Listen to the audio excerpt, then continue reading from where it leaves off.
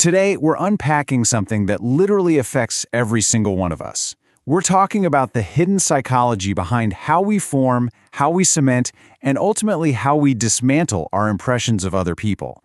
So let's just dive right into the invisible mechanics of human relationships. Let me ask you this. Have you ever been completely 100% certain about someone, only to realize later on that your ironclad assessment was just entirely wrong? Well, it's a totally universal experience. And to really get into the psychology behind this, we're going to use a classic case study that honestly perfectly illustrates these dynamics. We're looking at the famous 19th century ballroom encounter between Elizabeth Bennet and Mr. Darcy from Jane Austen's Pride and Prejudice. All right, part 1, the formation of certainty. So how exactly do we go from a split-second interaction to a completely locked-in judgment? Let's trace the cognitive process of how a super brief, highly ambiguous moment can basically calcify into this absolute rigid truth. It all kicks off at a local ball, where Elizabeth overhears Darcy refuse to be introduced to her. And he uses this exact phrase, tolerable, but not handsome enough to tempt me. Now, the moment is incredibly brief. Darcy's words are minimal, and it actually passes without any real confrontation. But as we'll see, minimal words like that can carry a massive, invisible relational weight. It's a quiet diminishment, really. It's that awful sense of being seen and placed, totally without your consent. To understand why those few words hit so incredibly hard, we can look to communication theorist Friedemann Schultz von Thun.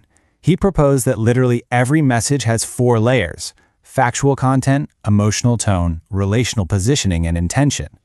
Now, when Darcy spoke, the literal factual content barely mattered at all. The meaning Elizabeth actually received was entirely dominated by that third layer, relational positioning. The refusal, the tone, the physical distance, all of it communicated exactly where she was being placed in a social hierarchy. It just goes to show that what the listener receives almost always wildly exceeds the literal words being spoken. Okay, so Elizabeth has this initial very negative impression. Then, shortly after, she meets another guy, George Wickham. He's super charming, and he tells her these terrible stories about Darcy's past. So why does she believe him so easily? Well, enter psychologist Daniel Kahneman's concept of fast interpretation. Kahneman explains that our minds desperately crave cognitive ease. Because Wickham's negative story aligned perfectly with Elizabeth's own emerging negative pattern of Darcy, her mind just formed a rapid conclusion. It felt right, so she just didn't question it. And it's this exact contrast that locks her judgment firmly in place. On one side, we have Darcy's early dismissal and distance. On the other, Wickham's immediate conversational ease and charm. So when Wickham speaks ill of Darcy, the interaction feels super comfortable and trusting to Elizabeth. It turns out our minds will instinctively privilege coherence over accuracy anytime new information confirms what we already feel. It's wild. But Wickham's ease literally becomes part of the evidence against Darcy. And this right here brings us to the most dangerous phase of misunderstanding. The interpretation stabilizes. It no longer feels constructed, it feels established. Over time, Elizabeth stops thinking she has an opinion of Darcy. She fully believes she has an objective fact. And because this meaning offers her cognitive stability and protects her own relational position, it becomes incredibly rigid and fiercely difficult to question. But, life rarely lets our rigid certainties just sit unchallenged forever. So what happens when our certainty is disturbed? This is that exact, terrifying moment when new, undeniable evidence forces the mind into a state of really uncomfortable dissonance. The established pattern is right on the verge of cracking. Moving on to part 2, the reopening of meaning. The absolute turning point in our case study arrives in the form of a letter. After Darcy unexpectedly proposes and Elizabeth furiously rejects him, citing all of her established facts, Darcy writes her a letter. But crucially, he doesn't try to force her to change her mind. He doesn't even deny his original aloofness. Instead, he sets out context, intention, and history. Specifically, he reveals the hidden truth about Wickham. It introduces this completely new frame that massively complicates Elizabeth's super-rigid narrative.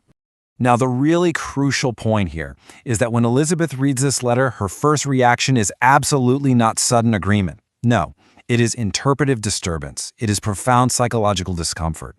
The reality she had been holding on to as absolute certainty is beginning to loosen up, but she doesn't have a new certainty to replace it with just yet. This tension is incredibly difficult to sit with, but it is the absolute prerequisite for any real understanding. This psychological distinction here is honestly so important. What Elizabeth does next is not simple forgiveness. Forgiveness often implies just erasing the past or saying, "Oh, it didn't really matter." Instead, this is reevaluation. She is taking the reality of Darcy's past behavior, the dismissiveness, the arrogance, and placing it right alongside this brand new evidence. She's literally holding both things in her mind at the exact same time. As the saying goes, often what changes is not what happened, but what it is understood to mean. The original dismissive behavior in that ballroom remains an absolute historical fact. It definitely happened. But the frame around that fact has completely expanded. A behavior that once signified pure, unadulterated arrogance is now understood within a much wider, way more complex context. As Elizabeth's internal projections and assumptions started to shift, she was literally able to see Darcy differently. The external actions of the man hadn't magically transformed in the past, right? But because her internal structures were no longer carrying the heavy weight of her previous bias, she could encounter the exact same person in a fundamentally new way. But internal shifts really aren't enough on their own. True repair actually follows a timeline. First, we had the letter providing context. But then Elizabeth visits his estate, Pemberley, and she actually observes different, much warmer conduct from him. Later on, during a huge family crisis with her sister Lydia, Darcy secretly intervenes to save them, demonstrating real, tangible care. This maps out a vital truth. True psychological repair requires time and observable behavioral changes. It's never just a single apology or explanation. Let's look at the exact mechanics of how that repair unfolds. Darcy first clarified his past intent with the letter, but crucially, step 2, he did not repeat the earlier pattern. When they met again, he wasn't aloof or distant. Through consistent, observable action, he actively broke the old cycle, which allowed for step 3, establishing an entirely new relational possibility. Basically, meaning reorganizes through actual experience, not just thought. If you take away just one single thing from this explainer, let it be this. Understanding develops through the capacity to hold complexity. Real understanding isn't some zero-sum game where one person was entirely right and the other was entirely wrong. It's the mature ability to allow earlier truths, those grounded, really deeply felt experiences, to coexist with new experiences and broader contexts. Which leaves us with this final thought today. When you look at the relational certainties in your own life, ask yourself, do we truly deepen our understanding by completely replacing what we thought we knew, or do we grow by allowing more to be held?